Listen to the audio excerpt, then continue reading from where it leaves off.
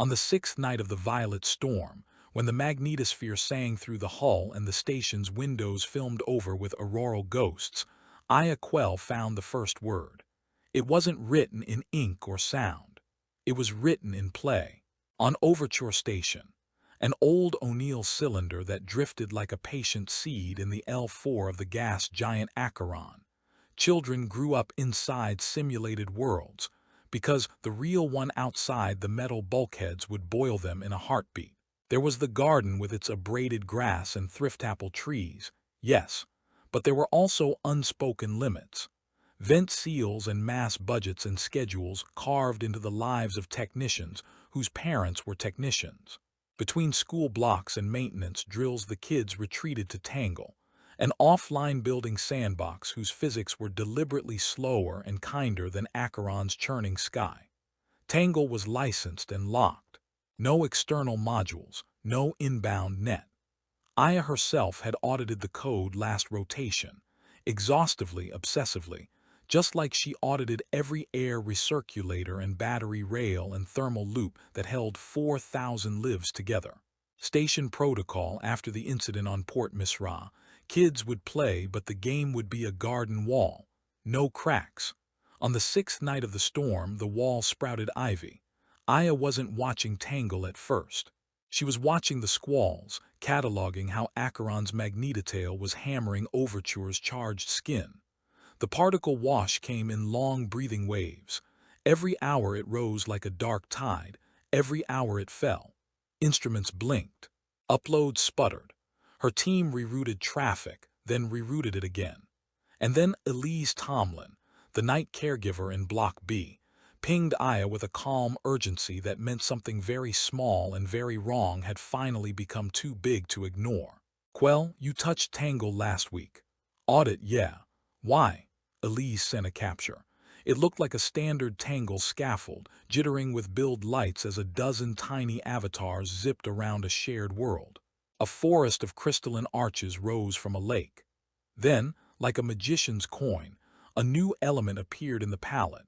A triangular prism with its edges notched in a way Aya had never seen in the stock sets. A tooltip labeled it Grav Marble.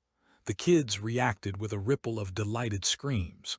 "Where did that come from?" Elise asked. Aya's hand was already on the manual aerial, pushing her chair toward her console's secure bay. "Nowhere," she said, which meant anywhere. "I'll head over."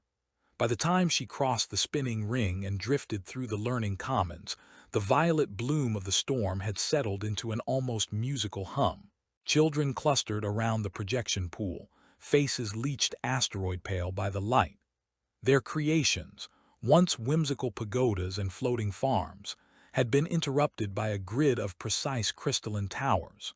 Aya recognized math in the pattern before she recognized meaning, ratios that walked like primes, arcs that tried and failed to be circles inside Tangle's softened physics.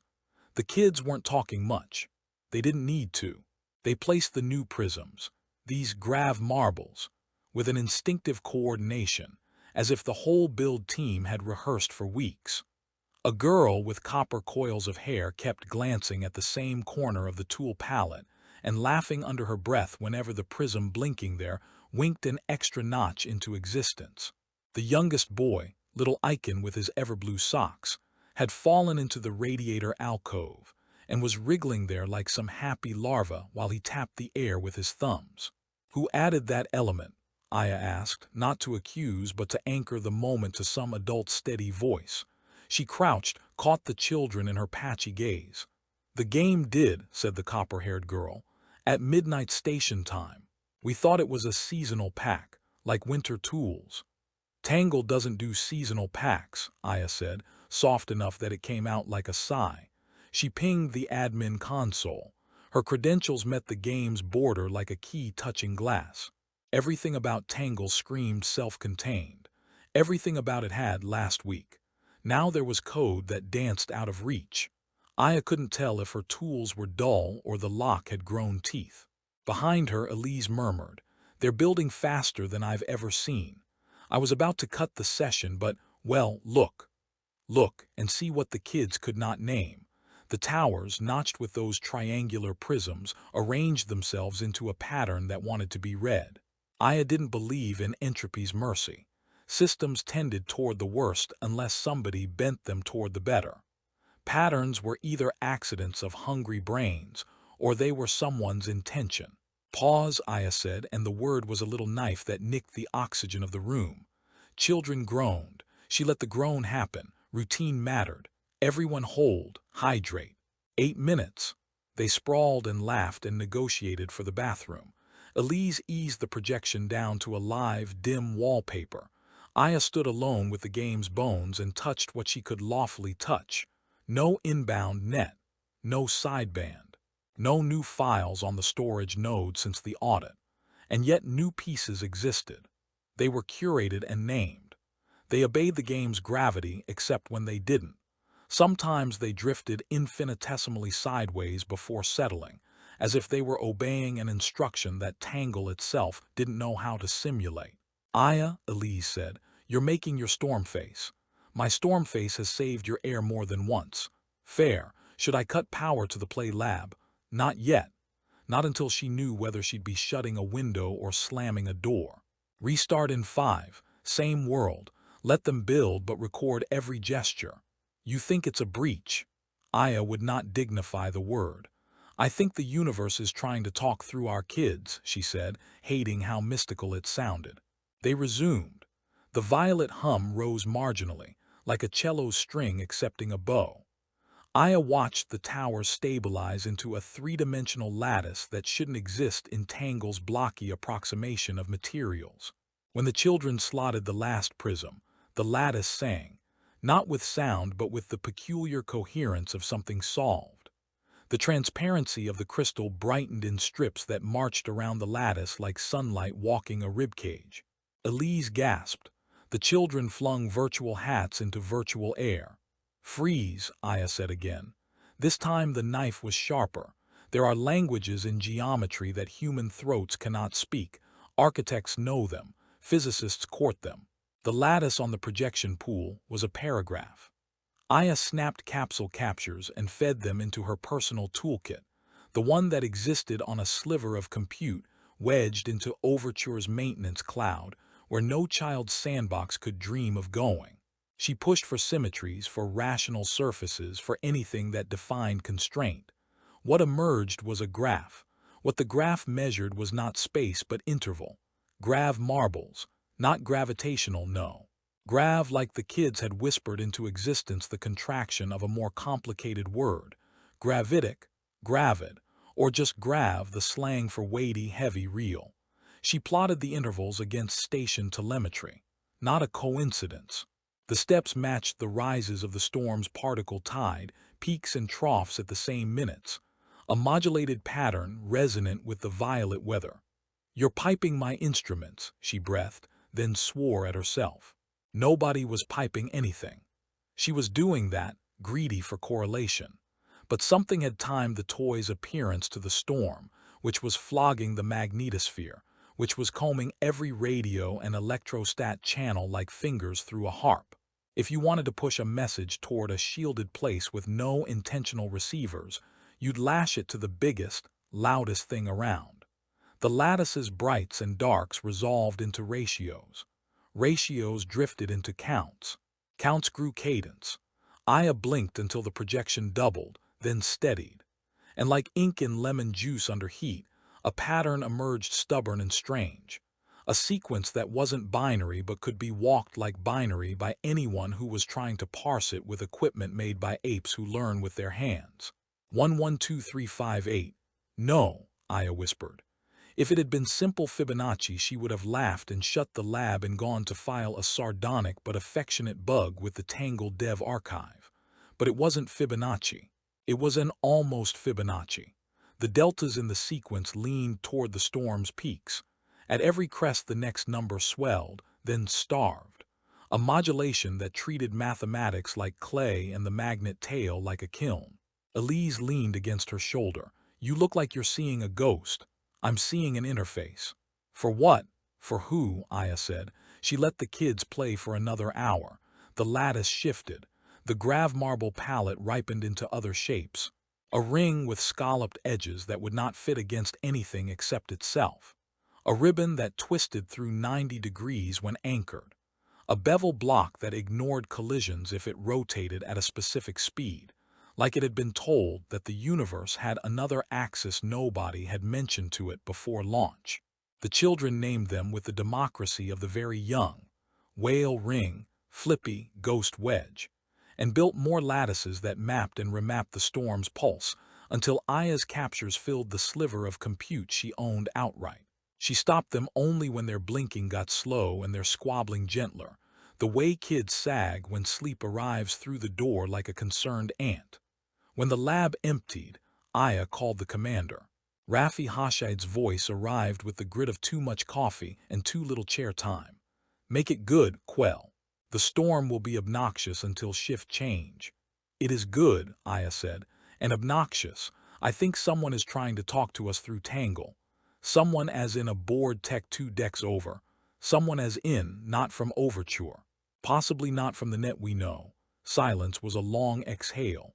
"You cannot pitch me a phrase like that without a slide deck." Aya sent the captures, then the graphs, then a short summary scrubbed of her messiest guesses.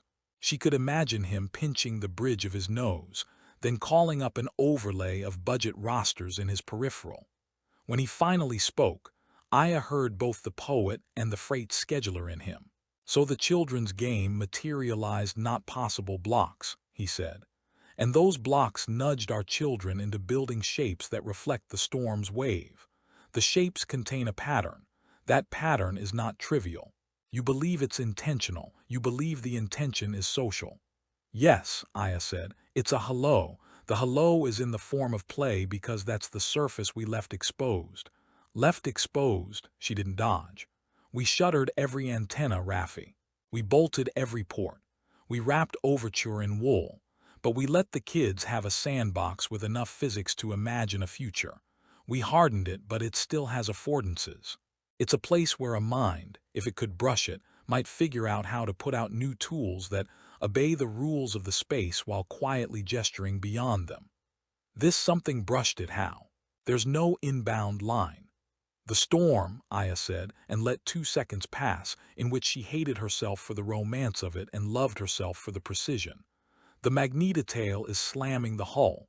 Noise is everywhere. Some part of Tangle's PRNG, its randomness, picked up a bias. I don't think this is an accident. I think something is shaping the bias. Rafi, we've all read the archives of the Warden's Whisper, the weird 40-year rumor that there are persistent structures in Acheron's belts. Everyone laughs because we've never seen obvious tech. But if there were minds born of field and dust, they might not use comms like ours. They might not even understand our comms, but a game that teaches constraints, that could be a Rosetta. You want permission to keep the lab open," he said gently, and Aya realized he was already there. "I want to move this upstairs," she said. "We need semiotics, not just signals. We need someone who speaks geometry like a fist speaks air." "We have Mara Akoi in cultural systems," Rafi said slowly. "She did the Trondheim debris parse. Found syntax in a scrap cloud that shouldn't have had any. She'll call this pareidolia until you make her a believer." "Good," Aya said. "Believers are slow. We need slow. And we need ethics," Rafi added. "Because you're proposing to use children as what? Antennas, translators. You know the board will have a fit." "The children are already antennas," Aya said, pulse quickening with the first sick edge of the fight she hadn't wanted to name. "I want translators who aren't 9. He was quiet again.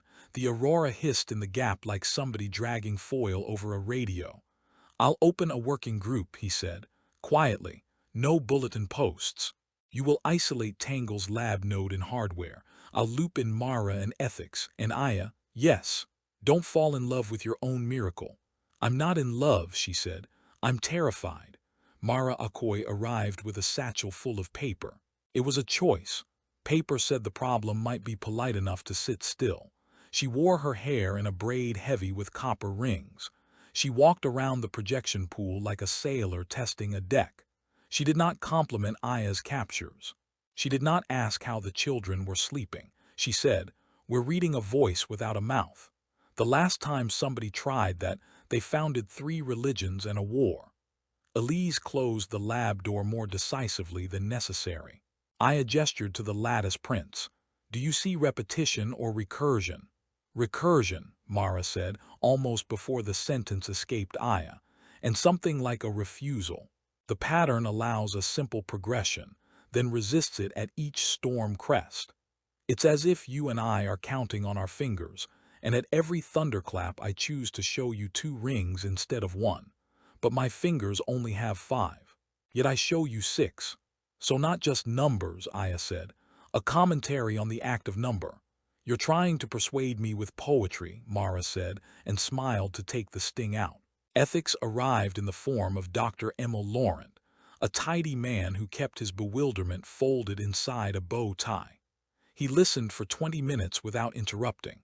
Then he said, "If a mind is touching the game and the children know it, we are obliged to determine whether they can meaningfully consent to the exchange." "The children don't know it," Elise said. "They think it's a surprise pack. They're excited but unalarmed.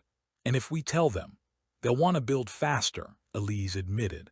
Laurent made a little temple with his fingers. "The board will ask why you didn't shut everything at first suspicion." "Because we have been waiting for something like this since Overture's first weld," Raffi said from the doorway. Aya hadn't heard him arrive. He looked tired in a way that lived under the eyes. "Because the board won't be here to miss what we miss if we bury our heads. And because if there is a mind out there that understands us just enough to use a child's toy to say hello, then shutting the lid may be the rudest thing our species has done, which is a high bar."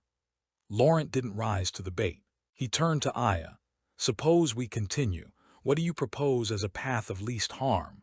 The children will build even if we stop them, at home in private sessions. And if the toy is the only throat at the window, it will keep appearing." Aya swallowed. "I propose we move the exchange to a separate instance of Tangle under controlled conditions. No children. We replicate the children's patterns to show continuity. We see whether the new pieces appear. If they do, we will try to respond with constructions that are unambiguous." "Unambiguous," Mara said, one eyebrow landing hard. "We are apes with softer gravity here. We will be ambiguous even in our best efforts." "Then we lean into the ambiguity," Aya said. "We shape it." Mara's smile was brief and fierce. "Good. We tell them a story." "Whatever you do," Laurent said, "I will require a framework. What you can promise not to do, what you can promise to do if the exchange escalates, and how you will interpret silence. We must assume risk includes psychological load on both sides." "Both sides," Elise repeated, as if tasting the way the phrase made a mass of ions and dust into a party. "They built their lab within the lab overnight. A sealed node with its own power palette, its own air gap, its own ridiculous pet name because nobody could resist naming the little ship inside the bigger ship. Mara dubbed it Dollhouse. Aya almost protested. The metaphor made her teeth itch. But the truth was they were inviting a conversation precisely because they had left the dollhouse in the window.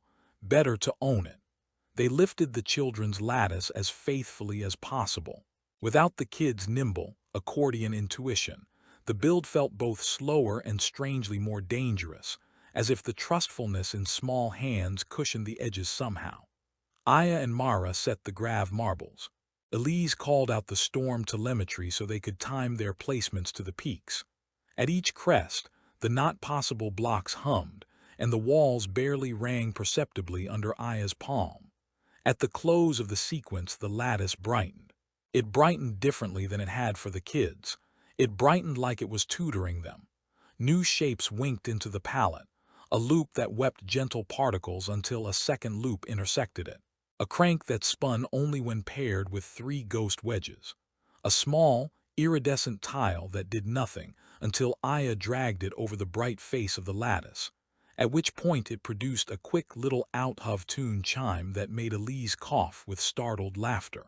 "What is that?" Aya asked. "A doorbell," Mara said. "We should knock then," Raffi said dryly from the hatch, because of course he'd come back, coffee and politics in his veins. Aya hovered her thumb over the tile. If this is a hello, she said, what is the least imperial way to answer? Not words, Mara said. Words are theft. You name what you don't yet deserve. Do what they did. Show you know the rules and can bend them a hair. Music, Elise said. Not melody. Rhythm. Rhythm is ratio you can dance to. Aya touched the tile. A chime, then another, each one a little closer to the long breath of the storm's rise. She patterned the chimes like a slow heart that had learned to listen to thunder. Then she stopped. The violet hum pressed a fingertip into everyone's ears. The dollhouse's projection quivered, not visibly but in that oh gods what just shifted way of a system admitting a new parameter. The grav marbles in the palette did not change color, the loops did not change weight. But a new element slotted into the row like a tame star. It was small. It was simple. It was a bead shaped like a teardrop with a seam around its equator. The children would have named it something immediate: egg, rainseed, eye. Aya named it what it was. Carrier, she said. It's a carrier. Carrier for what? Raffi asked. For state, Aya said. For a little bit of us. She clicked it. The bead opened its seam along a new axis like a pea pod remembering a second childhood. Inside lived nothing. Inside lived potential. She dragged the bead to the lattice, and it slid along the bright face as if on oil.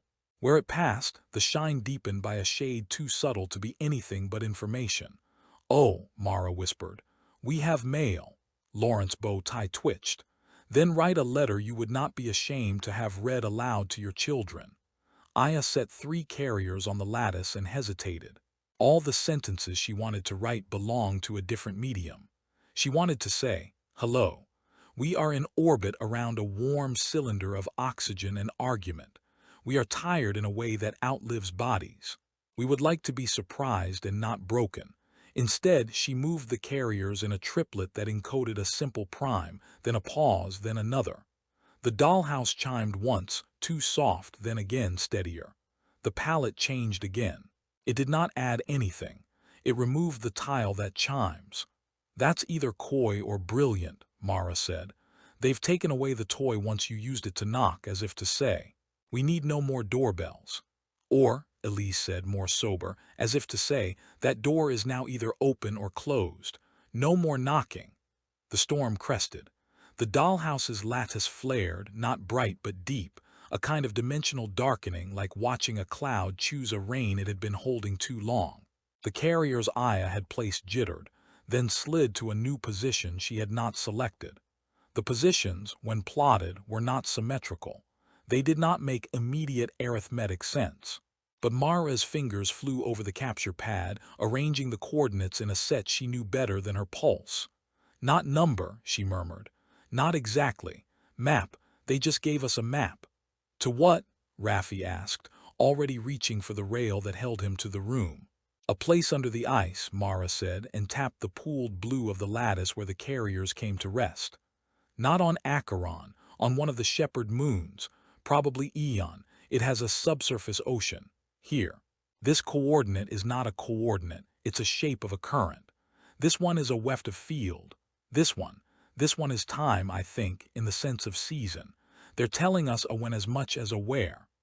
Laurent cleared his throat the way a person does before they say something that will steer the boat toward interesting rocks.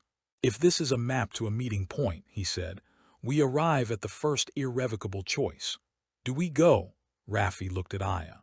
Aya looked at the dollhouse, and for a moment the violet storm turned intimate, like the static-laced hush after somebody tells you their real name. She closed the dollhouse with the carefulness of laying a sleeping child in a better bed. We go, she said, but we go like grown-ups. And if the board says no? Elise asked. Raffi's smile was tired and slightly wicked, the way smiles get when duty and desire have finally found the same rail. The board can draft a statement about caution and stewardship. Meanwhile, the navigator will quietly file an ice survey for Aeon. Meanwhile, Aya will requisition a stupid amount of superconducting rope. Meanwhile, Mara will teach us how to ask questions without smuggling in our gods. Laurent nodded. And meanwhile, I will draft a framework that errs on the side of kindness to the stranger, and to ourselves. The last of the violet swells faded. The magnetosphere loosened its fist. The dollhouse sat in the quiet with its lattice like a held breath, and in the children's empty lab the frozen snapshot of their cathedral of toys looked, for once, like the right place to kneel. Aya, who did not pray, found her hands steepled without her permission. "Under the ice, then," Mara said. "Under the ice," Aya said. "And if what waits there doesn't want to be met?" Elise asked. "Then we will build a toy," Aya said, her voice steady now, "that makes leaving into a kind of hello." Outside, Acheron's bands rolled slow and indifferent. Inside, a station breathed and dreamed and sharpened its tools. The first word had arrived in the language of toys. Whatever they said next would decide whether that word became a story or a warning. The first step was pretending they weren't doing it. On the public logs, Aya requisitioned superconducting tethers for a thermal calibration experiment. Raffi filed survey protocols for Aeon's southern hemisphere, citing hypothetical cryovolcanic activity. Mara secured compute blocks disguised as educational models to study subsurface fluid dynamics. Laurent drafted consent templates that didn't explicitly mention alien contact, but were honest enough to keep them sleeping at night. Officially, nothing unusual was happening aboard Overture Station. Unofficially, they were about to talk to something that might not understand talking. Aeon, Acheron's smallest shepherd moon, was barely 100 kilometers across, trailing a faint curl of ice particles that glittered like torn silk against the gas giant's luminous storms. Its surface was a graveyard of frozen ridges, pitted by micro-impacts. Beneath, though under 37 kilometers of compressed crust, lay an ocean so dark and old that sunlight was a rumor. The map hidden in the grav marble lattice suggested something waited there. Not a structure, not exactly. A fold, Mara called it. "Think of it like a bookmark," she told the group as they hovered around Dollhouse's projection pool. Somebody left an imprint in Aeon's ocean, not a station, more like instructions on where to look. "And you're certain this isn't an error in your model?" Raffi asked. "I'm certain in the way lightning is certain," Mara replied. "Which is to say, if we go, we'll find out." Aya had spent weeks reconfiguring the dollhouse. She duplicated the lattice and ran endless permutations, feeding the game every pattern they could invent: symmetrical spirals, pulsed primes, recursive tessellations. Most triggered nothing. But twice, when Elise timed their chimes precisely with Acheron's magnetotail peaks, the lattice reacted. It released additional carriers, each preloaded with something Aya barely dared call memory. The carriers, once opened, displayed shimmering arrays, thin curtains of symbols that rearranged like fluid glass. No alphabet, no spoken phoneme. Geometry became meaning, but meaning evaporated when you looked at it too long. "It's giving us a code to unlock something," Aya said finally, staring at the latest configuration. "And the keyhole isn't here. It's under Aeon's ice." The shuttle Pioneer 3 detached from Overture in silence. Its vector aimed toward Aeon's southern terminator, where the lattice's map had whispered coordinates. Aya rode in the upper cradle, strapped in beside Mara and Laurent, while Raffi piloted. Elise stayed behind with the children, maintaining Dollhouse's live uplink, just in case the unknown sender decided to change the rules mid-flight. Acheron filled the viewport, a painted storm so enormous that their entire station, their shuttle, and Aeon itself were less than dust before it. Its violet auroras pulsed like thoughts. Aya found herself wishing she could ask it what it knew, as if the planet had overheard the whisper long before they had. Aeon emerged from shadow, small and sharp-edged. Pioneer's thrusters nudged them into a low orbit, skimming the moon's surface until they matched rotation. "Telemetry locked," Raffi said softly, his voice stripped of its usual sardonic warmth. "Deploying anchors." The tether pods fired. Superconducting lines bit deep into Aeon's ice, freezing instantly against the vacuum, securing the shuttle like a spider on a mirror. They drilled. 3 days into the descent, they broke through into Aeon's under-ice sea. Cameras on the probe streamed back impossible clarity, a black expanse lit only by their floodlamps, an ocean that had been silent for billions of years. And then they saw it. It wasn't a structure. Aya had expected something solid, a beacon, a machine, but the fold rippled like liquid geometry suspended within the water itself. Patterns coiled and uncoiled, three-dimensional Mandelbrot spirals blooming into 10, then collapsing back into 1. "That's not matter," Mara whispered, leaning so close to the display her breath fogged the viewport. "That's information behaving like matter." The probe's instruments struggled. Its lidar failed, magnetometers spun incoherent, and temperature sensors flatlined. And yet the fold stayed. Aya pulled up the carriers. Their latest dollhouse configurations matched exactly, angles, depths, rotations. "They were pointing us here," she said, heart hammering. "This is the other half of the equation." "Can we interact?" Raffi asked. "Carefully," Lawrence said immediately. Hesitated for a long moment. Then she loaded the simplest pattern, the hello from the first lattice, 3 carriers placed in the same sequence as before. The probe projected it through modulated sonar into the fold. For 8 minutes, nothing happened. Then the fold answered. At first it looked random, ripples racing through its geometry like wind across sand. But then Mara leaned forward, tracing her fingers across the display, and her voice cracked when she spoke. "They're rewriting our signal," she said, "editing it." The pattern emerged slowly. The fold took their hello, folded it inward, doubled it, then inverted its ratios. The carriers mirrored back, but something new appeared between them, a symbol neither human nor accidental, like an equation glimpsed from an alien angle. "Is that language?" Raffi asked. Aya shook her head. "Not language, agreement." The fold shifted again. Another carrier bloomed, constructed not by them but for them, assembling atom by atom within the probe's sample chamber. Inside was a sphere the size of Aya's thumbnail, fractal and iridescent, humming faintly in frequencies below human hearing. "Do not touch it," Lawrence said instantly. Aya touched it anyway.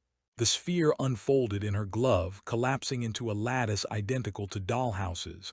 But this time the shapes were different, more complex, more precise. "Instructions," Mara breathed. "They've given us the next set of rules." Back aboard Pioneer, Aya uploaded the new lattice into Dollhouse.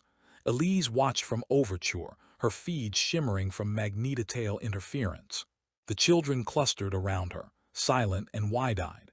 As Aya replicated the shapes, more carriers appeared, each mapping deeper into Aeon's ocean, outlining structures kilometers below their current depth. "This is bigger than we thought," Raffi said. "This isn't just one fold, it's a network." Laurent rubbed his forehead. "And we are standing at its door with a toy hammer." "We've already knocked," Mara said. "Now we decide if we walk in."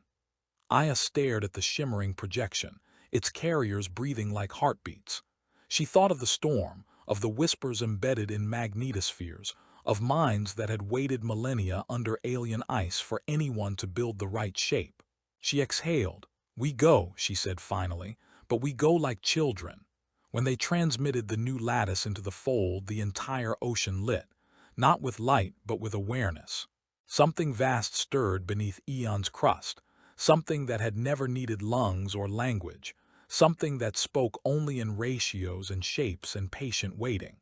And for the first time, Overture Station wasn't alone.